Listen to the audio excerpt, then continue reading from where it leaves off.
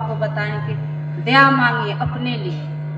दया मांगिएगा तब तो दूसरा काम होगा, और दूसरा काम करिएगा तो तीसरा काम भी होगा। ये तीनों हम लोग का जरूरी काम है। और साहब ने दिया और हमको आपको समझना है। साहब को इतना अच्छा से समझा दिए और कह दिए, हमको आपको दिलों में धड़का दिए साहब।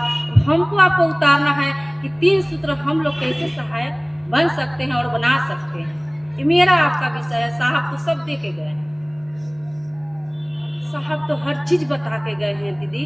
मेरा आपका उतारना है। और बुक है साहब का, बुक पढ़िए, आओ चले शिव की ओर, अर्मी लाखर है। ये सब साहब को जीवनी अगर समझिएगा तो अर्मी लाखर पढ़िएगा, और उनका कुछ जानने का विषय है तो आओ चले शिव की ओर पढ़िएगा। साहब एक एक बानी लिख दिए। हमको कहीं खोजना नहीं है, खोजना जरूरी भी नहीं है। बुक पढ़िए और आगे बढ़िए। साहब ने हमको आपको 3 सूत्र दिए हैं। हम आप कहते हैं कि पहला सूत्र दया मांगना। दया जरूरी किस लिए साहब रखे कि अपने आप को पहले निर्भर हो जाइए तो निर्वाह महादेव करेंगे। और निर्वाह करने वाला तो मेरे गुरु शिव हैं, और इनके अलावा हमको आपको कोई नहीं कर सकता है। और मेरे महादेव इतने अच्छे चीज दे दिए दीदी। हम आप एक दूसरे से गप करें, और गप के मास्टर हम लोग तो 1 नंबर हैं।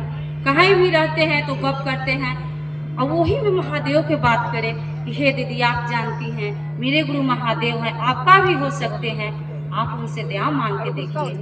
मेरे शिव हैं, मेरे गुरु हैं, आपका भी हो सकते हैं। यानी आप बना के देखिए। मेरे गुरु हैं तो हम जान रहे हैं ना मेरे गुरु कैसे हैं, और हम किस लायक, उनके लायक हैं कि नहीं हैं, ये तो सोचना जरूरी है दीदी।